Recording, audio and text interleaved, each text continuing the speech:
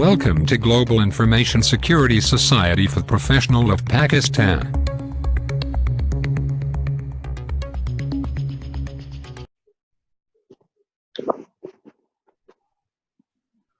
Okay, my name is Muhammad Ahmad, and I have given the CISSP trainings for the GISP session, and this is domain number 6, security assessment and testing.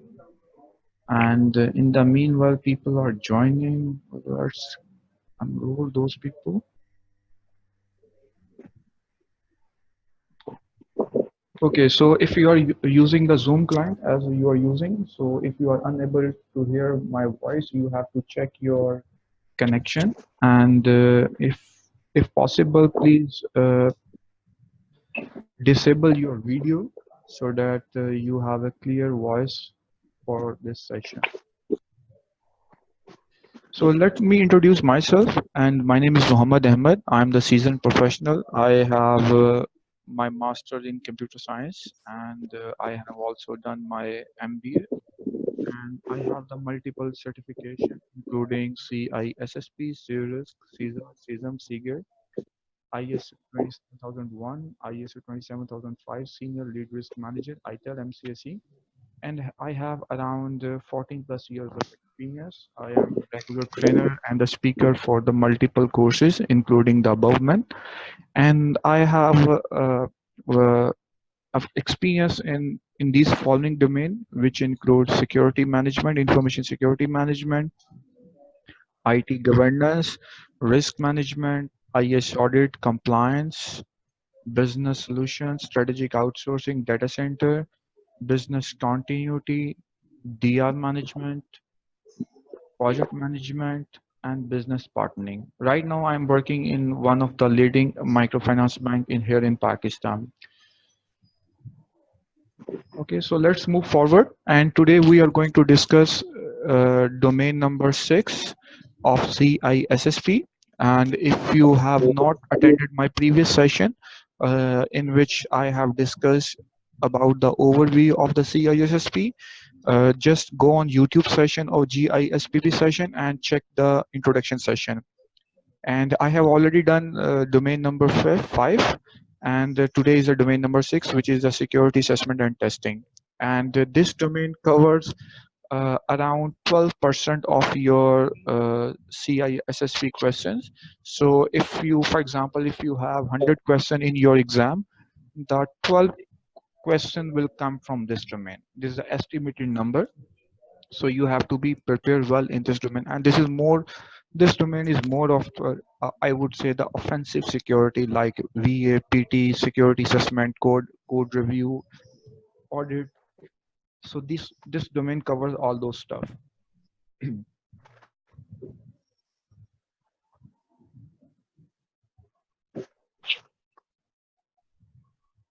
So domain number 6, security assessment and testing, and it has 5 sub-modules. First module is design and validate assessment, test and audit strategies.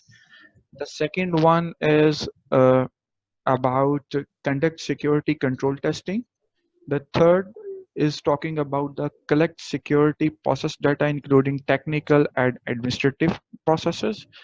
The fourth section talk about analyze, test output and generate output. And fifth one is conduct or facilitate security audits. So these are the 5 sections we are going to talk about. And if you have remember in the intro session, few of these concepts are repetitive. So for example, we have discussed about the security assessment in the domain 1 as well, and we have discussed about the audit strategies domain 1. So we are going to discuss again in this domain as well, but in different perspective. So that is important you to understand the concept of different topics with respect to different domains. So first one is design and validate the assessment, test and audit strategies. So as the name depicts, we are going to see something of assessment. We are talking about something about test and what is about the audit. So let's move forward. The first section is so as an information security professional, you have to build some security assessment and testing program within your company.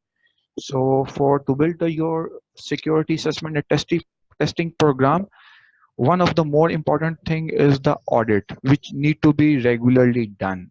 So the audit will actually or an assessment with the audit with adequately test the control which you have actually implemented. So it will check whether you have implemented the security control as per the business requirement and it is functionally properly. So the main objective that we have in this regard is to safeguard our uh, information assets. So this is the main thing that we wanted. Let me have the pointer with me so that yeah. So this is the main objective, having the safeguard of the information asset. So we are going to discuss the three major component of the security assessment, and these security assessment, first one is the security test that we need to conduct. The second one is a security assessment that may have a different types of the security assessment, and third one giving the assurance by the security audits. So these three are the more important aspect of the security assessment and testing program. So whenever you are going to have the program in your company, please make sure you have a three components. First one, the test, second one, assessment, and third one is the audit. The first one is the security assessment, security testing. So security test verifies the controls are functionally properly. So if you have implemented the control within your database, within your network, within your system, that this test will help you to understand whether what you have applied within your environment is functioning properly or not. So this type of test includes some type of automated tools, automated scan, like penetration testing, manual attempts, or these are all type of the security testing that you must have within your within your company, within your organization. And these type of tests may be assisted with some, I would say, what you would say is vulnerability assessment probably, because you are going to test something. So these are the concept that you have to understand, that automated scans, automated tools, and the manual attempts, all about the security testing. And in security assessment, and we what we do have comprehensive review of the security system. We have to review the each and every aspect of the system. We have to review the every application within the system. We have to review the in scope environment. So we are going to assess the security posture of the system. So it includes the environment, threat environment, our current risk, our future risk, and the what actually the asset has value to the company. So these are all the assessment that as a information security program manager you have to do. So this is the one of the major area within your security assessment domain, that you analyze the holistic approach of the security program. The third one is the security audits, and the security audits includes, I would say, internal audit. Let me pinpoint this one. For example, we have the internal audit, we have the external audit, and we have the third party. Let's differentiate with this one. But let's talk about the security audit. So security audit will give you the assurance by some independent auditors that you have proper security within your environment. So assessment and testing actually result are for the internal use. So if you are going to hire some company for your security portfolio, what you will do? You will ask some security audit reports so that you have some unbiased unbiased review of your uh, potential client. So this is very important that you have security audits within your company that will give you unbiased, impartial state of the status of the security controls. And this CISSP course actually talk about different types of the audits within this domain. And as I discussed, These are the internal audit, external audit, and third-party audit. Let's differentiate about what are the these and how we can differentiate these one. First, let's talk about the internal audits. So internal audits are performed by organizational internal audit staff. For example, IT audit, IS audit. So these are totally for the management. So because these are being done by in-house team, so your company is going to rely on these audit reports. So this will be performed by internal team, and it will be totally for the company in-house use, internal use. So most probably the people are not going to, I would say, not going to trust your internal audit report when you are talking about from the external perspective. So this is very important that internal audit is only for the internal audience, not for the external audience. Now let's talk about the external audits. So external audits are performed by some outside auditing firms.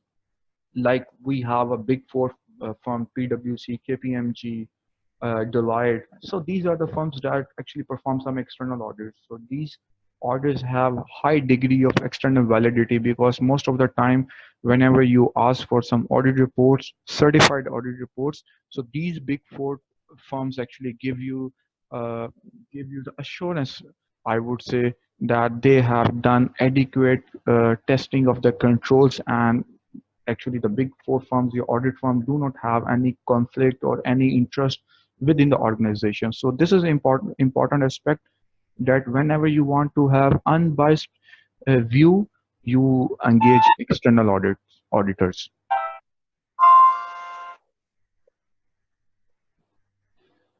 So another type is the third party audits. So what's a third party audits? So you have to also understand, do not confuse the third party audits with the external audits. So third party audits are conducted by or on behalf of another organization. For example, a regulatory body might have the authority to initiate an audit of the regulated firm under the contractual law. For example, I would say you are going to have some merger of the company. You will hire some other audit firms to initiate the audit for the other company on behalf of you. So this type of audit is called third party audit. For example, the PTA, for example, asks some audit firms to initiate the audit on their behalf for some telco company. That is third party audit. So organization that provides service to uh, com organization, other companies frequently are being asked to have some third party audits. So they have some also unbiased, independent view of the security posture of the company. So these are the three types of the audit which you have to understand within this CISSP course. So this was the first section of the sixth domain, security and assessment.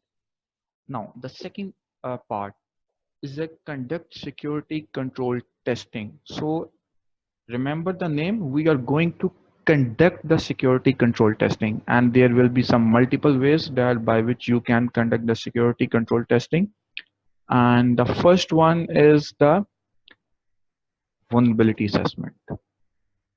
So what is vulnerability assessment? So vulnerability assessment is like some having scanning of the environment, finding some loopholes within your environment, and it can be some with the help of some automated tools by which you scan the environment.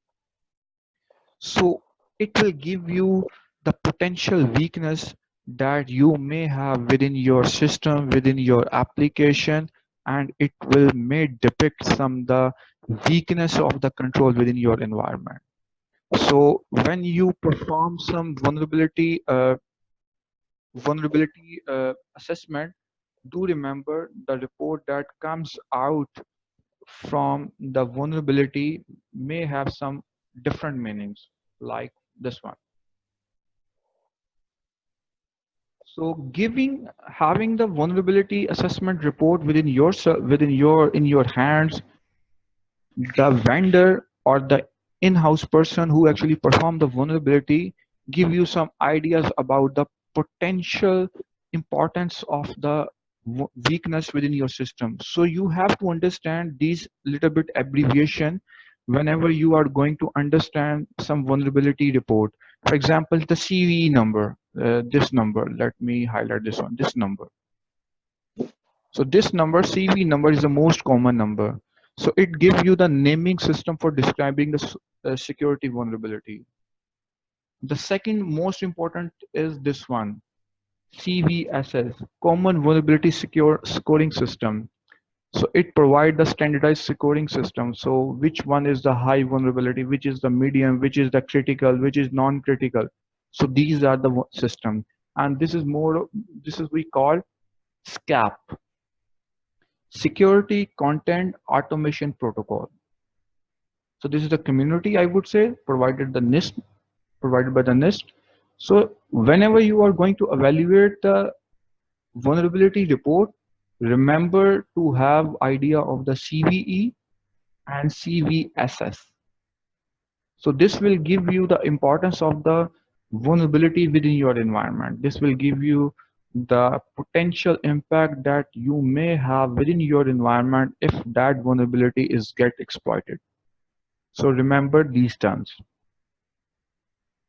So vulnerability scans automatically probe the system, application, networks, and look for the weakness that may be exploited by the attacker. Remember, that may not have been exploited by the attacker, but it may be exploited by the attacker. So if it is being already exploited, then you have the security incident already within your environment. But these vulnerability may be exploited by the attacker. So there are, I would say, the four main categories. I would say four main categories. One is network discovery scan. So you discover your network, what is within the network. So you do the vulnerability scan. Then you have a web application vulnerability scan. Then you have a database vulnerability scan. So these are the four dimensions by which you actually do the scanning. We will see one by one what is these type of the scan. Let's talk about the first one. So network discovery scanning is about having the variety of the techniques to scan the range of the IP addresses and searching for the system with some open ports and other network services. So you actually getting the footprints of the potential network by scanning it. So you are going to discover the network within your environment. So this is called network discovery scanning.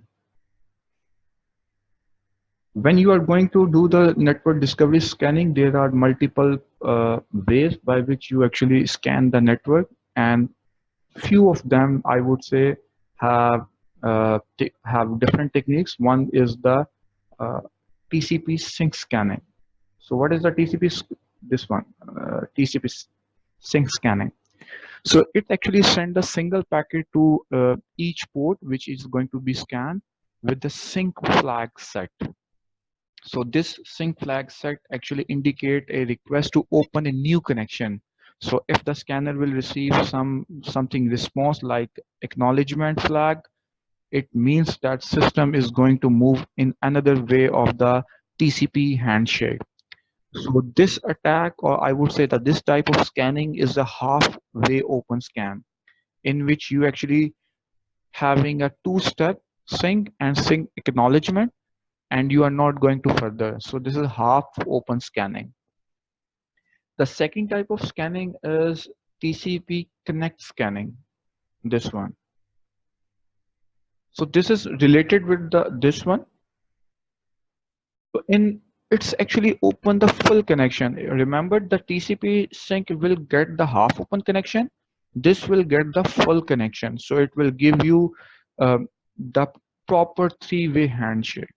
So by this, you actually going to discover the network services, the port open within your network.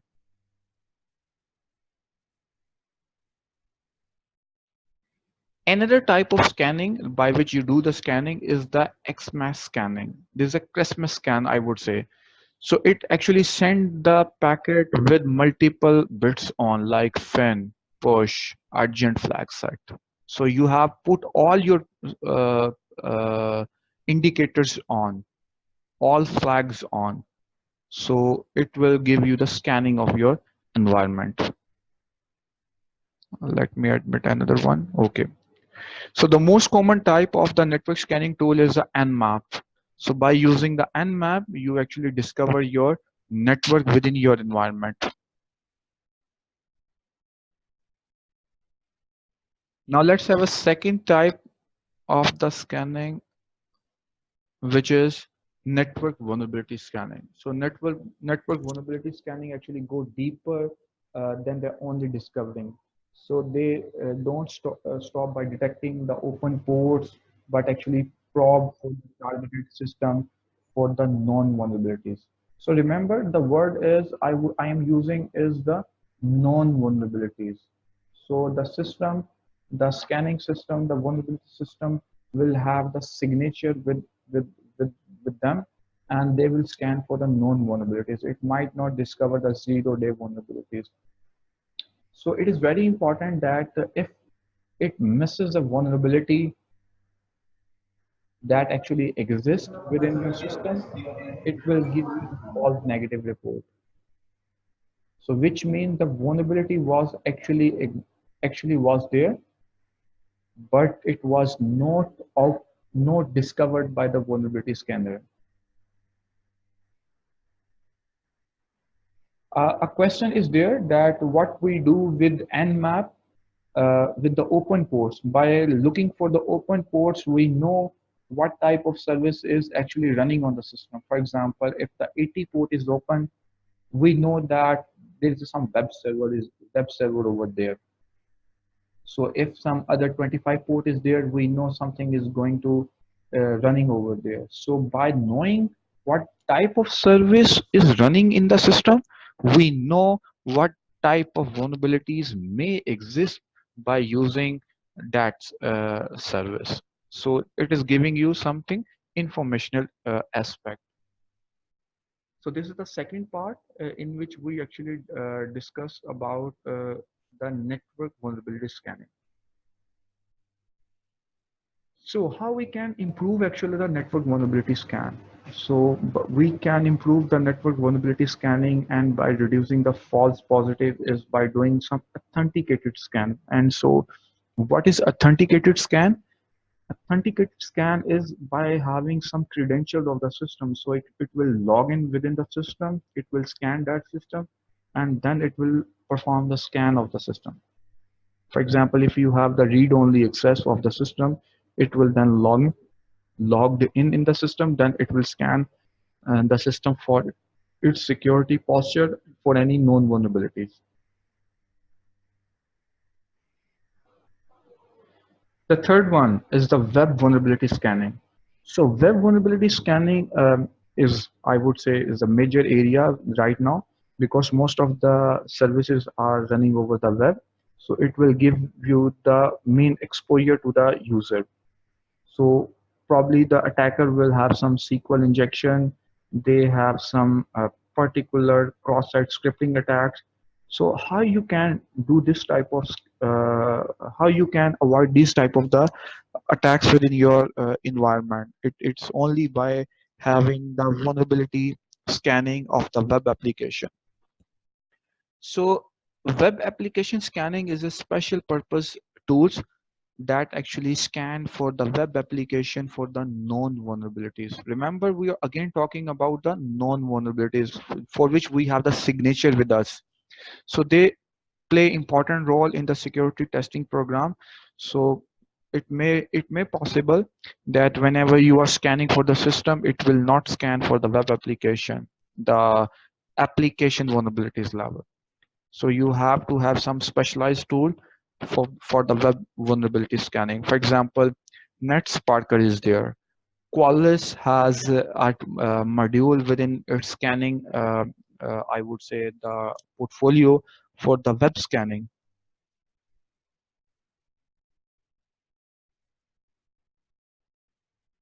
Okay, so this is the third area of the vulnerability scanning.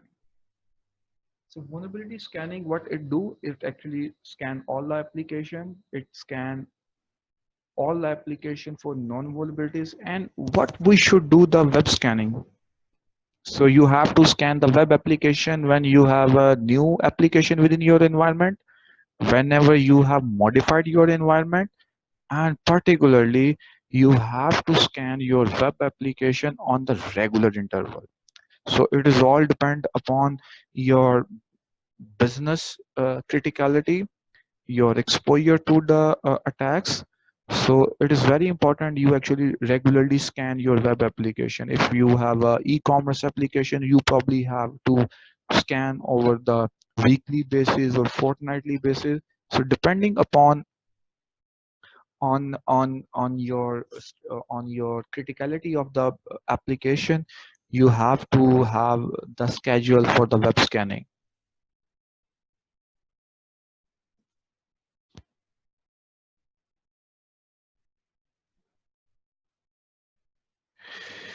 So database vulnerability scanning is the fourth option with us. So as the name suggests, database vulnerability scanners are the tools which actually allow the security professional to scan the databases and the web application for the known vulnerabilities.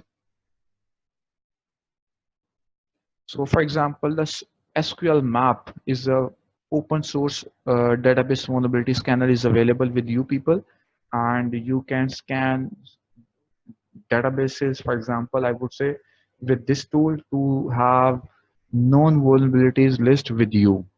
So you just scan your databases with this tool and you will get the vulnerabilities associated with these databases.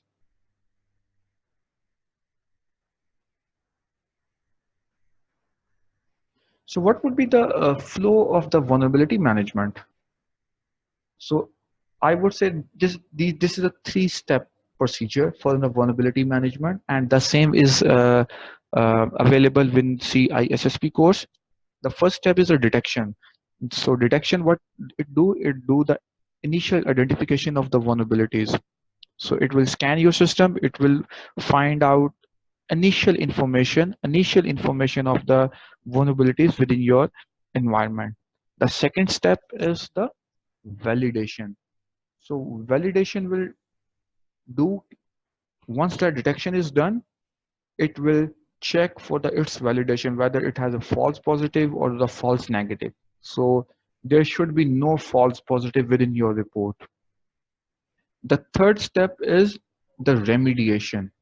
So remediation is validated vulnerabilities should then be remediated. You should have some way forward how you are going to manage this vulnerability.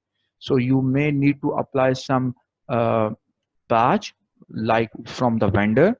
You have to modify the device configuration, or you have to apply some workaround because you want to remediate. So you do not want that this vulnerability is being exploited by someone.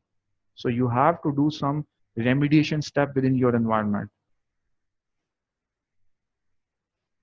So this is about the vulnerability management. Now let's move forward with the, I would say the sister step, I would say, which is the penetration testing. Let me have a session. Okay.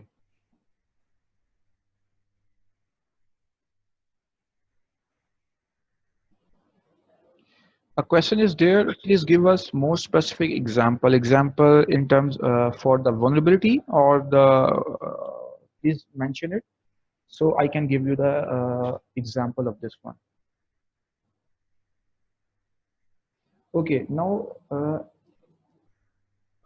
there is a message from Zoom that, okay, so if you get disconnected after 5 to 10 minutes, you just rejoin with the same meeting ID, because this is a free session and it will be disconnected after 40 minutes. So you have to reconnect the session to rejoin this. So it will continue and the session will be around 1 hour, 10 minutes or 15 minutes. So after disconnection, please rejoin it. Okay, the next part is the penetration testing. So penetration testing actually goes beyond the vulnerability testing. So it will not only scan system for the vulnerability, it will try to exploit that vulnerability. So being a security professional, you must know that the penetration tests are try to defeat the security controls, and it will try to break into the system. So it may be some disruptive for your environment if you are doing some penetration testing, because vulnerability scanning is just scanning it. Penetration testing is exploiting that vulnerability. So remember to have some thoughts when you are going to perform the penetration testing, because it may interrupt your service in case if you have not given any consideration to the penetration testing. Okay, the remediation and detection and response. For example, remediation, the port, for example, let me give you the example. If you have some port 80 open, what would be the remediation? Because you are running a web application over there, you may have some WAF with you. For the detection purposes, what will you do?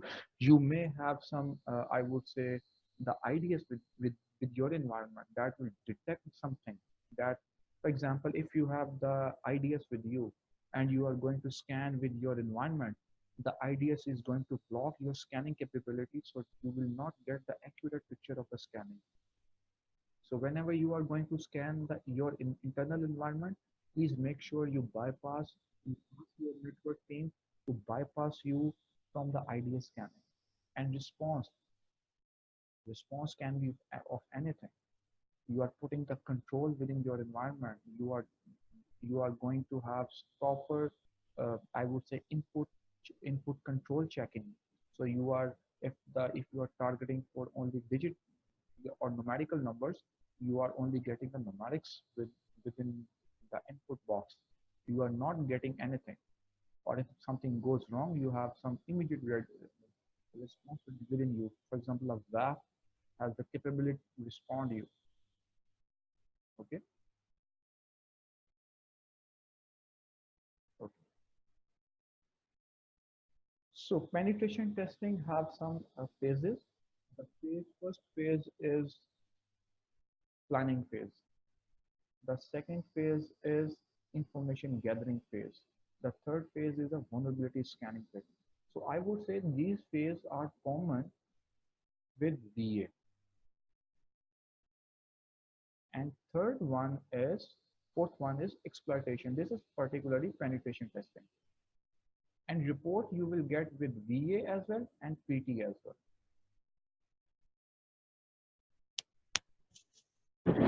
So in planning, you actually include the engagement.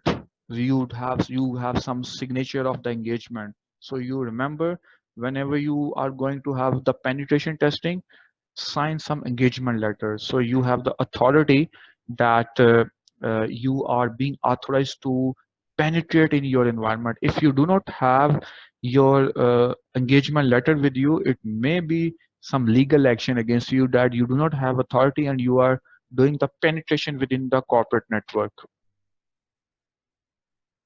The second phase is information gathering. You actually have some tools like I discuss Nmap tool. You get the environment in basic information of the environment. Then you have the vulnerability scanning, which actually scan for the network vulnerabilities, web vulnerabilities, database vulnerabilities, or any type of vulnerabilities. So this is important that you have with you ample tools who actually perform the vulnerability scanning within your environment. The fourth section is the exploitation.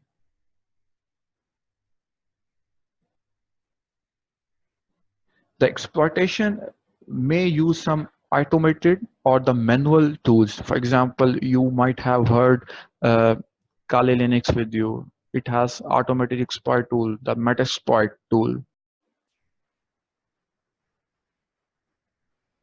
Okay. So we were here, said, okay, the person. So we were here that the exploitation. So you have some automated tools, you have some manual, the Kali Linux is there. So after exploitation, you will get some reports that summarize the result of the penetration testing, and make sure whenever you perform, you get the report from the vendor or whatever the case is. It also must indicate actually how the exploitation was done. Most of the time when you as a consultant do the reporting, you forgot to put the steps that have been applied for the exploitation. Remember to put the steps so that if you are not available, the recipient company is able to exploit that vulnerability and try to reproduce that vulnerability and with the exploitation. So remember this one. So in penetration testing, we have different categories. I would say there are three types of the penetration testing, and you must remember this one when you are appearing for the CISSP exam. One is the black box penetration testing. Second one is a gray box, and third one is a white box. So white box penetration test actually provide the detail of the information about the environment to the attacker. So attacker will have uh, detailed information of your environment. So it may bypass the reconnaissance. Reconnaissance is this is a step of getting the information of about your environment. So it will reduce the time to attack some target. So white box penetration testing means you have much more information about your target. Gray box testing. So gray box testing having a partial knowledge of your environment. Attacker will have a partial knowledge of the environment. For example, it may know about your IP addresses that you are going to use or something like this one, but it is a partial knowledge. So it is middle of the black box and white box.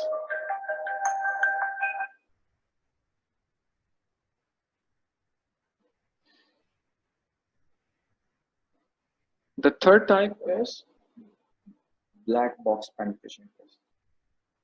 So this black box penetration test doesn't provide any information about your environment to the attacker. So the attacker will be blank. The attacker will not have any type of information targeted organization. So you will just act like an external attacker. So you have to do reconnaissance. You have to get the information about the environment and each and everything. So this is a black box penetration test. So test your software. So software is a critical component, and it must be tested very well before you put into your production environment. And if you are doing some change management, you are going to perform some release management, it must be tested well before. So how you are going to test your software? The very basic thing is the code review. This one. So one of the most critical component of the software testing is reviewing the code, and the person who has actually developed the code shouldn't review the code. So there, you should have some procedure within your environment. The code should be reviewed before it is put in, because if you do not have such control within your environment, it will be in your code being reviewed by someone else. So remember, not be the developer who is actually reviewing the code. So role for each person. So what will be the proper mechanism, the process of the code review? The most important, I would say the process is a FAGN inspection. This one. It will give you the tips that how you are going to review your code. It has a 6 step. The first one is the planning. The second one is overview. The third one is preparation. The fourth one is inspection. The fifth one is rework.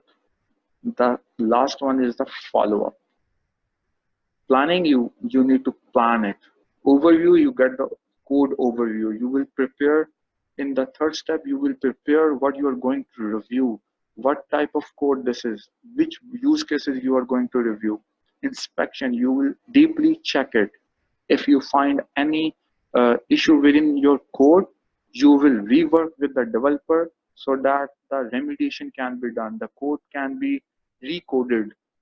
Then you follow up. For any open issue, you will follow up, and this step is called a Fagan inspection. And most of the time, this is a very rigorous process.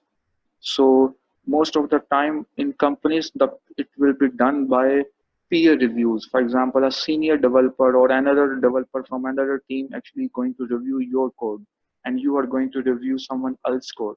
So the developer cannot review its own code. This is very important for the in terms of separation of duties. Okay, let's talk about the static testing. And static testing is about evaluating the security without running it. So you have, I would say, by analyzing the source code, you are going to have with compiled version, but remember, you are not going to run it. You just review that and put some testing over the code, over the compiled version. You are not running the code itself.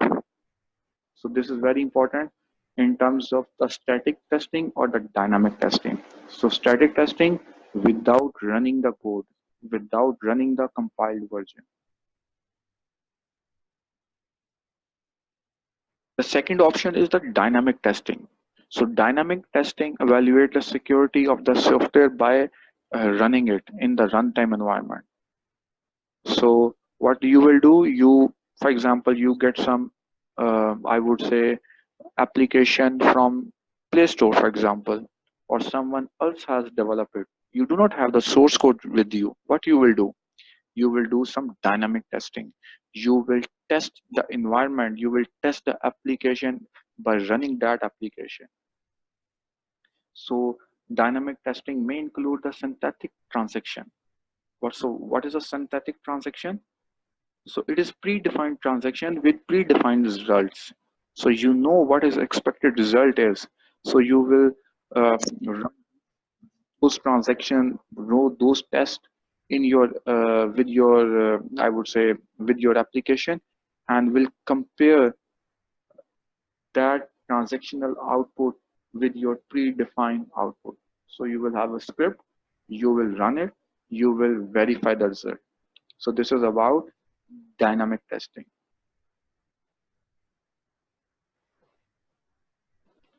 Let's have a question. Probably we have two questions. Yes, Vera code is there, for example, but these are the paired one. Vera code is there, but you also have to check the OWeb's website for the code reviews, the security control. This is about called the secure coding actually. And the second question is, what about the insecure software design? So insecure software, if there is some another domain, the last one is the software development. We will discuss about the design of the software. So as a principle, the information security personnel should be engaged at the start of the software, so that at every aspect you are considering the security. So, and a person, Ibacha, replied that visual code gripper can be used for the source code review, which is very good. And this is a tool that you can use for the reviewing of the code. Another important aspect for the testing is a fuzz testing, and fuzz testing is, I would say, the specialized dynamic testing technique. And what it will do, it will give you random invalid input to the software. It will be randomly generated, and it will be specially crafted for the known vulnerability. So you will try to you will try to give the invalid input, different types of invalid inputs, and you will try to judge the behavior of the system. So this is type of the dynamic testing, and this is we call fuzz testing, in which you will give the invalid inputs to the software. The next one is the interface testing, and there are three types of the interface testing. And the first one is the APIs, application programming interface. So in application programming interface, what will you do? You will try to check, you will try to test the APIs so that it is not exposed to outside world in some unauthorized way. So you have to test that all security requirements are met within the APIs. So one type of interface testing is APIs testing. The second one is user interface testing, and it may include some in how the user is interacting with the user, actually interacting with some other application. So you will test the user interface behavior. And the third one is the physical interface. So in physical interface, some, for example, have some physical interface, logic controllers is there, the hardware controller is there, in which the application actually gives the signals to the controller, to which is actually integrated physically with your machine, with your computer, or which actually has a physical interface with your environment. So you need to test that as well. For example, you may have a HSM module. So that is a physical interface for you. So you are doing some LAN testing sort of. The LAN module is a physical interface of your environment. So you have to test this one as well. Another important aspect is misuse case testing. And it is very important that you also draft misuse case testing. So what will happen when you try to abuse the software? You will try to give some other cases for which the software or application has not built for. So that is type of the abuse use case. And it will try to evaluate the vulnerabilities within the system logic, within the software. So you also need to develop some misuse case, and then you have to test those cases. For example, if you have a financial application, you may try to put some other use cases that are not most of the time known by the end user, by the customer. So you will try to have some misuse cases for your environment. Another concept is the test coverage. So the test coverage is what is about the analysis. So if you have number of use cases, for example, you have 100 use cases which you have built, and you have tested 10 use cases, so you will divide 10 with your total number of use cases. So this is a test coverage. So the higher the number is, the good test you have performed. So you have to remember that more and more use cases you have tested when you are performing either static testing or the dynamic testing or fuzz testing, interface testing, physical interface testing, whatever the case is. So test coverage analysis will give you the number which should be higher. So in test coverage analysis, we have a different types. One is called the branch coverage. It talks about the every statement is executed within if and else condition. So every statement need to be tested. The conditional coverage have every logical test has been executed or not. This is the coverage. Functional coverage is has the every function is being called and return the result or not. That is functional coverage. Loop coverage has every loop has been executed at least once or not. So that is a loop coverage. And statement coverage has every line of code has been to check what will be the impact if it has been executed within the environment.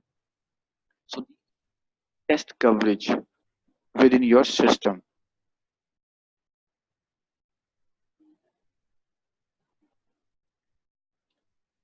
The next part is the log reviews. So whatever application you have within your environment, if this is being if it is generating some logs, that must also be reviewed by someone else. And most of the time, the SIEM solution is being used, like Splunk is there, QRadar is there. Uh, so these are the SIEMs tool by which you will build your use case tool actually collect multiple logs from the different sources, and it will analyze those one, and based on the use cases it will give you the alerts, etc. The third section now, the collect security processes. This is short one, and in this section we are going to discuss about some account management. So we need to ensure that only authorized user has a permission and nothing unauthorized modification occur. So account management, it may include account reviews, uh, uh, rights reviews, account management. So this process, whole process come under this domain. The next one is the backup verification. So once you have taken your backup, you have to verify the backup whether it is working or not. So in case of some disaster, the backup should be recoverable, restorable. So it may it is very important that you actually check the hash values. The hash value means you check the integrity of the backup which you have already been taken. Another aspect which fall under the disaster aspect is there. So disaster, if disaster occurs, that will be chaos situation. So you have to ensure that you have your DRP plan, you have the BCP plan in place. So the decision making activities can be done on priority. So in your BCP DRP plan, everything should be written. So no person should need to check someone else for the yes or no for the decision. Every decision has been written in the DRP under the circumstances. So in the nature of disaster, the security must be there, and the security posture must be same as of the primary site. Okay, so it is very important that the same consideration should be given to the DR side for the security perspective. The fourth section is analyzing the output and generate the report, because we have a SIEM with us, we have the vulnerability assessment, we have the penetration testing. Now we need to generate the reports. So we may have a multiple reports, like we have some audit reports, we have vulnerability, we have penetration, we have the logs report, we have a code review, we have an interface report, we have a test coverage reports, we have the account management reports, and we have a backup verification reports. So these are the multiple reports that are being actually generated for the management that must be reviewed on time to time basis. And now the last section is conduct or facilitate the security audits, because it may happen that you are not going to conduct the security audits because of the security as a security professional, or you may need to conduct some audit for the management. We discussed about the audits before in this section. Let's have a quick view again. We have the security audits, which will be performed by I would say should be performed by some independent auditors.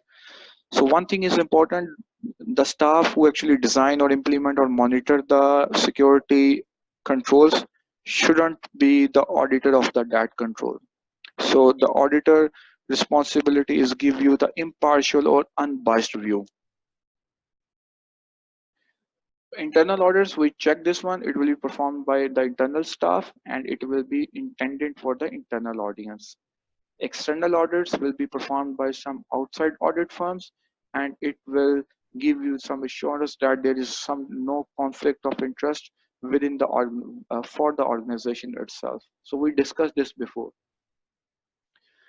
We have the third party audits, and that is being conducted by or on behalf of another organization. I gave you the example.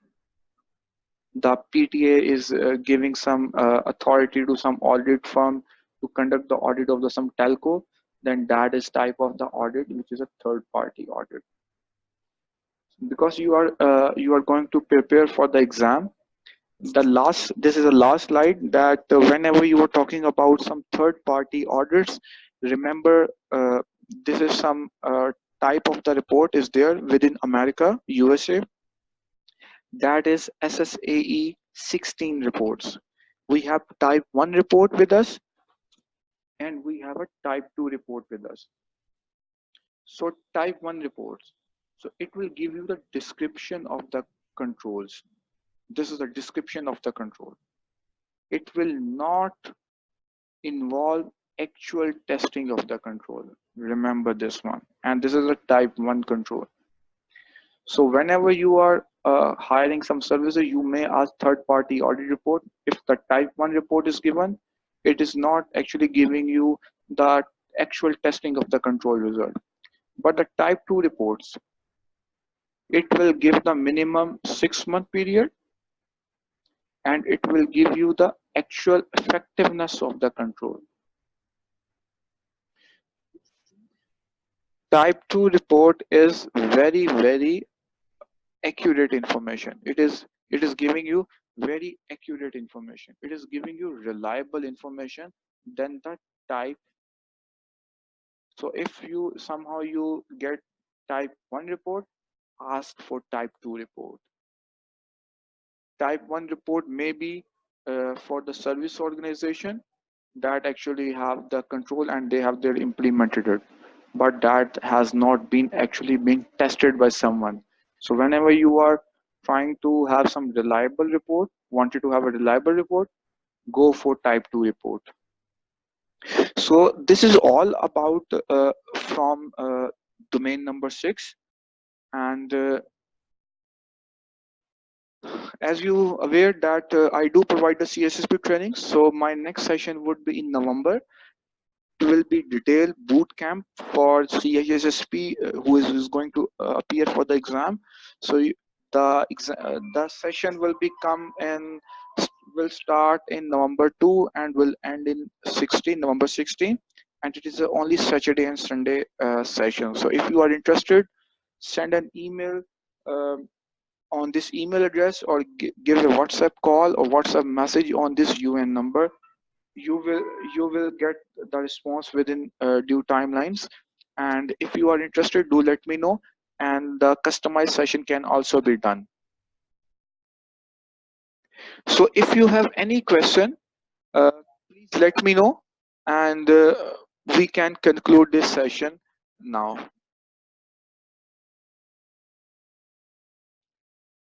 Any question, please let me know.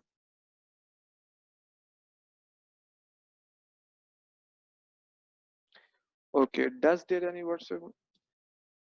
Yes, there is a group for the CISSP. I will share the group invite in the YouTube channel. I will ask for this one. The slides are a little bit proprietary because the detailed slides I'm using same for my session when I do for the trainings. So slides may not be possible, but the recording of this session will be available on the YouTube session. So don't worry, if you have skipped something, you may have the path to the YouTube by which you can go over there and recheck the any session of the CISSP. Multiple sessions are there. Intro is there, domain 1, domain 2, domain 3, domain 5, domain 6 is there. And I will plan for the domain as well in the coming week. Okay, what book you recommend for the CISSP? There are multiple books, and I would request Mr. Nadeem, just go on GISP YouTube channel, and you will find my CISSP introduction, and I have recommended 3 books, which is Cybex, Sean Harris, and CBK. So you will find recommendation and detailed intro of the CIS over there. So any further question?